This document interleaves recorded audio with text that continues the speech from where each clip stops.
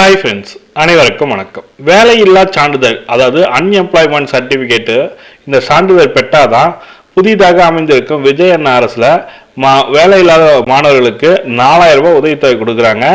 இதை இ-சேவை மையம் மூலமாகவும் விண்ணப்பிக்கலாம். அப்படி இல்லைன்னா நாமளே விண்ணப்பிக்க முடியும் ஆன்லைன் மூலமாக. அது எப்படின்றத ஸ்டெப் பை ஸ்டெப்பாக பார்க்க போகிறோம். ஆன்லைன் மூலம் முழு வழிகாட்டியாக கொடுத்துருக்கேன்.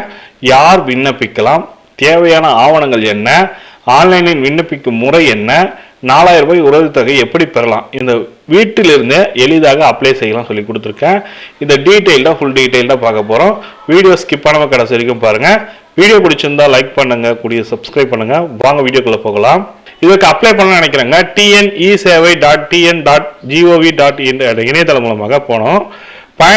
பயனாளர் உள்நுழைவுன்னு சொல்லிட்டு ஒன்று இருக்கும். அதை கிளிக் பண்ணிங்கனாக்கா சைன்இன் கேட்கும், யூசர் நேம் அண்ட் பாஸ்வேர்டு கேட்கும், அண்டு கேப்சா இதை கொடுத்தீங்கனாக்கா நீங்கள் லாகின் பண்ணி அப்ளை பண்ண முடியும். அப்படி இல்லை சார் நான் இது வரைக்கும் இப்போ ரெஜிஸ்டர் பண்ணலனாக்கா நியூ யூசர் ரெஜிஸ்ட்ரேஷன் சொல்லிட்டு ஒன்று இருக்கும். இதை கிளிக் பண்ணி நீங்கள் அப்ளை பண்ண முடியும் சொல்லியிருக்காங்க. இப்போ லாகின் கொடுத்துட்டேன். என்னென்ன சர்வீஸ் இருக்குன்றத டீட்டெயில்டாக கொடுத்துருக்காங்க. நாம் எந்த டிபார்ட்மெண்ட் வேணுமோ அந்த டிபார்ட்மெண்ட் பேஸ் பண்ணி எடுத்துக்கலாம் சர்வீஸ் வைஸு. நான் ரெவென்யூ டிபார்ட்மெண்ட் நான் கிளிக் பண்ணிக்கிறேன். ரெவென்யூ டிபார்ட்மெண்ட்டில் 4-5 பேஜஸ் கிட்ட இருக்குது. மொத்தம் 37 சர்வீஸு கிட்ட இருக்குது. அதில் அன்எம்ப்ளாய்மெண்ட் சர்டிஃபிகேட்னு ஒரு ஆப்ஷன் இருக்கும். அந்த ஆப்ஷனை கிளிக் பண்ணுற மாதிரி இருக்கும். இப்போ பார்த்தீங்கன்னாக்கா ஃபர்ஸ்ட் பேஜ்லேயே அன்எம்ப்ளாய்மெண்ட் சர்டிஃபிகேட்னு இருக்கு பாருங்க.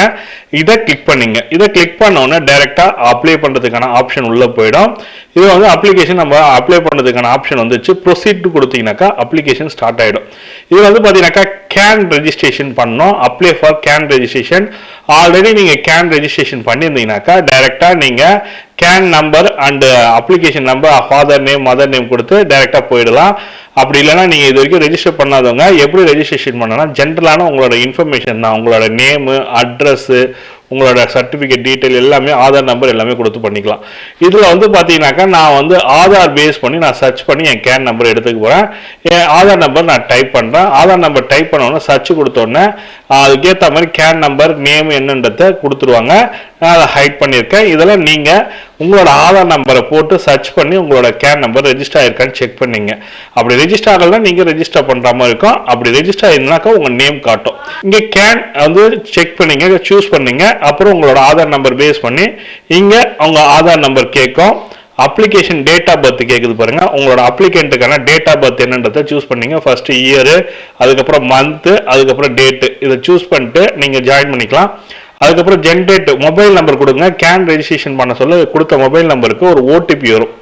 ஜென்ரேட் ஓடிபின்னு கொடுத்தீங்கன்னாக்கா உங்கள் ஓடிபி ஜென்ரேட் ஆகிடும். இப்போ பார்த்தீங்கன்னாக்கா இது கேன் ரெஜிஸ்ட்ரேஷன் பண்ண சொல்ல கொடுத்த நம்பர் தான். இந்த நம்பர் கையில் இருக்கா பாருங்க. அந்த நம்பர் கொடுத்தீங்கன்னாக்கா ஜென்ரேட் ஓடிபி கொடுத்தீங்கன்னாக்கா நாங்கள் ரெஜிஸ்டர் பண்ண சொல்ல கொடுத்த நம்பருக்கு ஒரு ஓடிபி போயிடும். இப்போ என் மொபைல் நம்பருக்கு ஓடிபி ரிசீவ் ஆகிடுச்சு. ரிசீவ் ஆனதுக்கப்புறம் என்டர் த ஓடிபி இருக்குது. நான் ஓடிபி வந்ததை அப்படியே டைப் பண்ணுறேன். கன்ஃபார்ம் ஓடிபி கொடுத்தோன்னா உங்களுக்கு லாகின் பேஜ் ஓப்பன் ஆகிடும். சக்ஸஸ்ஃபுல்லி வெரிஃபைடு ஓடிபி ப்ரொசீடும் கொடுத்துக்கிட்டாங்க. உங்களுக்கான அப்ளிகேஷனுக்கான நோட்டிஃபிகேஷனுக்கான இது போயிடும். அதில் நம்ம கேன் ரெஜிஸ்ட்ரேஷன் பண்ணதுக்கான அப்ளிகேண்ட் டீட்டெயில்ஸ் வந்து கொடுத்துருப்பாங்க. ஃபர்ஸ்ட் அன்எம்ப்ளாய்மெண்ட் சர்டிஃபிகேட்டுக்கு தான் நம்ம அப்ளை பண்ண போகிறோம். Applicant detail, application name, relation, father name, mother name, date of birth, address, permanent address, contact detail எல்லாமே நம்ம ஆல்ரெடி கேன் ரெஜிஸ்ட்ரேஷனில் பண்ணியிருப்போம். அதை அப்படியே ப்ரொசீட் பண்ணிக்கலாம். அதுக்கப்புறம் எஜுகேஷன் டீட்டெயில்னு சொல்லிட்டு ஒன்று இருக்கும். இந்த எஜுகேஷன் டீட்டெயிலில் ஹேவ் கம்ப்ளீட்டட் யுவர் கிராஜுவேட்னு கேட்டிருக்காங்க. கிராஜுவேட் கம்ப்ளீட் பண்ணியிருக்கலாம். டிகிரி முடிச்சிருக்கீங்களா கேட்குறாங்க. டிகிரி முடிச்சிருந்தா எஸ் கொடுங்க, அப்படி இல்லைனா நோன்னு கொடுத்துங்க. நான் டிகிரி முடிச்சிருக்கேன், எஸ்ன்னு கொடுத்துக்கிறேன். அதுக்கப்புறம் ஸ்கூல் ஆர் காலேஜ் நேம் கேட்டிருக்காங்க பாருங்க. ஸ்கூல் ஆர் காலேஜ் நேம் வந்து நீங்கள் டைப் பண்ணுற மாதிரி இருக்கும். உங்களோட காலேஜ் நேமை டைப் பண்ணுங்க. காலேஜ் நேமை டைப் பண்ணி முடிச்சதுக்கப்புறம் இயர் ஆஃப் கம்ப்ளீஷன் சொல்லிட்டு கேட்பாங்க. அதுக்கடுத்து நீங்கள் எந்த வருஷம் காலேஜ் முடிச்சிங்க அப்படின்றத கேட்டிருக்காங்க. நாம் எந்த வருஷம் முடிச்சுன்றத நாமளே சூஸ் பண்ணிக்கிட்டு தான். நான் 2018 முடித்தேன் அப்படின்ற மாதிரி நான் சூஸ் பண்ணிக்கிறேன். ஹையஸ்ட் எஜுகேஷன் குவாலிஃபிகேஷன் என்னன்னு கேட்டிருக்காங்க. நான் அண்டர் பிஜி, அதாவது யூஜியா பிஜியான்னு கேட்டிருக்காங்க. Under graduate, post graduate, MPhil, PhD, அப்படின்லாம் கிராஜுவேட், டிப்ளமோ வந்து வராது. நீங்கள் இதில் என்ன கிராஜுவேட் முடிச்சிருக்கீங்கன்றத சூஸ் பண்ணீங்க. நான் கிராஜுவேட்னு கொடுத்துருக்கேன். அஃபிலேட்டட் போர்டு அண்ட் யூனிவர்சிட்டி, நீங்கள் எதில் படிச்சிங்களோ அந்த யூனிவர்சிட்டி. மேக்ஸிமம் பார்த்தீங்கன்னாக்கா அண்ணா யூனிவர்சிட்டி, திருவள்ளூர் யூனிவர்சிட்டின்ற மாதிரி இருக்கும். நான் அண்ணா யூனிவர்சிட்டியா அல்ல திருவள்ளூர் யூனிவர்சிட்டியா மெட்ராஸ் யூனிவர்சிட்டி எது வேணுமோ நீங்கள் சூஸ் பண்ணிக்கலாம். நீங்கள் டைப் பண்ணிக்கிட்டு தான். நான் மெட்ராஸ் யூனிவர்சிட்டி அது பேஸ் பண்ணியிருக்கேன். Other detail unemployment form date சொல்லி கொடுத்துருக்காங்க பாருங்க. இது வந்து அதர் டீட்டெயிலில் நீங்கள் எந்த நாள்லேருந்து எம்ப்ளாய்மெண்ட்டில் நான் இது வரைக்கும் வேலை செய்யலை, எந்த நாள்லேருந்து வேலைக்கு போகலைன்றத சூஸ் பண்ணுறோம். இது தோராயமாக நீங்கள் சூஸ் பண்ணிக்கணும். தான் நான் 2018 நான் முடித்தேன், 2018 முடிச்சதுலேருந்து நான் வேலைக்கு போகலைன்றதுனால அந்த டேட்டு செப்டம்பர் ஒரு டேட் அப்ராக்சிமேட்டாக டேட்டு செட் பண்ணீங்க. எந்த டேட் வரைக்கும் நீங்கள் வேலைக்கு போகலை, இந்த டேட்லேருந்து இந்த டேட் வரைக்கும் சொல்லணும். நான் இந்த 1 செப்டம்பர் 2018 டில் டேட் இது வரைக்கும் நான் வேலைக்கு போகல, ஜூன் 5ஆம் தேதி ஜூன் 6ஆம் தேதி வரைக்கும் நான் வேலைக்கு போகல அப்படின்றத கொடுத்து சப்மிட் கொடுத்துட்டிங்கனாக்கா நெக்ஸ்ட் ஆப்ஷன் போயிடும். இப்போ பார்த்தீங்கன்னாக்கா நெக்ஸ்ட் ஆப்ஷன் என்னன்னா லிஸ்ட் ஆஃப் டாக்குமெண்ட். நீங்கள் இந்த டாக்குமெண்ட்லாம் கம்பல்சரி அப்லோட் பண்ணி ஆகணும். மொத்தம் 8 டாக்குமெண்ட் கேட்டிருக்காங்க. அதில் 7 டாக்குமெண்ட் கம்பல்சரி 8 போட்டாகணும். Photo, any address, education qualification, transfer, family, self declaration, employment card கேட்டிருக்காங்க. நான் ஃபோட்டோன்னு கொடுத்துட்றேன். ஃபஸ்ட்டு ஃபோட்டோ அப்லோட் பண்ணோம். அதுக்கு டாக்குமெண்ட் நம்பர் 1ன்னு கொடுத்து ஆட் ஃபோட்டோ கொடுத்துருக்கேன். ஃபோட்டோக்கான சைஸ் வந்து பார்த்தீங்கன்னாக்கா 50 KB கொடுத்துருக்காங்க. அது 50 KBக்கான ஃபோட்டோவை நீங்கள் ரெடி பண்ணி வச்சுங்க. உங்களோட பாஸ்போர்ட் சைஸ் ஃபோட்டோ ரெடி பண்ணி வச்சுங்க. ஆட் ஃபோட்டோ கொடுத்துங்க. ஆட் ஃபோட்டோ கொடுத்து இங்கே வந்து சீரியல் நம்பர் 1ன்னு போட்டு டாக்குமெண்ட் நேம் ஃபோட்டோன்னு வந்துடும், டாக்குமெண்ட் நம்பர் 1ன்னு வந்து ஃபைல் நேம் எல்லாமே வந்துடும். அதுக்கப்புறம் எனி அட்ரஸ் ப்ரூஃப்னு கேட்டிருக்காங்க பாருங்க. செகண்ட் ஆப்ஷன் வந்து எனி அட்ரஸ் ப்ரூஃப் கேட்டிருக்காங்க. இது வந்து நான் டாக்குமெண்ட் நம்பர் 2ன்னு கொடுத்துக்கிறேன். அட்ரஸ் ப்ரூஃபுக்கு வந்து பார்த்தீங்கன்னாக்கா ஆதார் கார்டை நம்ம அப்லோட் பண்ண முடியும். ஆதார் கார்டுக்கான ஆப்ஷன் இருக்கு. ஆதார் கார்டு கொடுத்துங்க. செகண்ட் வந்து பார்த்தீங்கன்னாக்கா எனி அட்ரஸ் ப்ரூஃபே சூஸ் பண்ணுங்க. அதில் வந்து ரேஷன் கார்டு வந்து தேர்ட் ஆப்ஷனாக சூஸ் பண்ணிங்க. அட்ரஸ் ப்ரூஃபுக்கு வந்து 2 டாக்குமெண்ட் வைக்கணும். ஒன்று ஆதார் கார்டு, ஒன்று ரேஷன் கார்டு. இந்த ரெண்டுத்துலையுமே ஒரே அட்ரஸ் இருக்கிற மாதிரி பார்த்துங்க. 2 டாக்குமெண்ட்டை நம்ம அப்லோட் பண்ணுற மாதிரி இருக்கும். இதான் தேர்ட் டாக்குமெண்ட். அதுக்கடுத்து பார்த்தீங்கன்னாக்கா எஜுகேஷன் குவாலிஃபிகேஷன் ப்ரூஃப் கேட்டிருக்காங்க. நீங்கள் டிகிரி முடிச்சதுக்கான ப்ரொஃபஷனல் டிகிரி சர்டிஃபிகேட்டு, அப்படி இல்லைன்னா கோர்ஸ் கம்ப்ளீஷன் சர்டிஃபிகேட். நீ கோர்ஸ் கம்ப்ளீஷன் சர்டிஃபிகேட்னா ப்ரொஃபஷனல் சர்டிஃபிகேட் அல்லது டிகிரி சர்டிஃபிகேட், இந்த டிகிரி சர்டிஃபிகேட்டை ப்ரொஃபஷனல் டிகிரி அப்லோட் பண்ணுற மாதிரி இருக்கும். அதுக்கடுத்து வந்து பார்த்தீங்கன்னாக்கா டிசி கேட்டிருக்காங்க. டிரான்ஸ்ஃபர் சர்டிஃபிகேட், டிசி கம்பல்சரி வேணும். கடைசியாக முடிச்ச காலேஜ்லேருந்து உங்களுக்கு டிசி கொடுத்துருப்பாங்க. டிசிலாம் நீங்கள் அப்ளை பண்ண முடியாது. டிசி வந்து எதுக்காக கேட்குறாங்கனாக்கா நீங்கள் வேலைக்கு போயிட்டீங்கன்னாக்கா உங்கள் கம்பெனியில் வந்து டிசி கம்பல்சரி வாங்கி வச்சுருப்பாங்க. டிசிலாம் நீங்கள் எதுக்கு அப்ளை பண்ண முடியாது. டிசி வேணும். டிசி இல்லைன்னா புதுசாக அப்ளை பண்ணிங்கன்னா உங்கள் காலேஜில் முடிச்ச காலேஜில் போயிட்டு ஃபஸ்ட்டு டிசி வாங்கிட்டு அப்ளை பண்ண பாருங்கள். 4th டாக்குமெண்ட்டாக டிசி அப்ளை பண்ணிங்க. அதுக்கடுத்து வந்து பார்த்தீங்கன்னாக்கா family income certificate. Family income certificate வந்து பார்த்தீங்கன்னா 5வது டாக்குமெண்ட்டாக இருக்கு.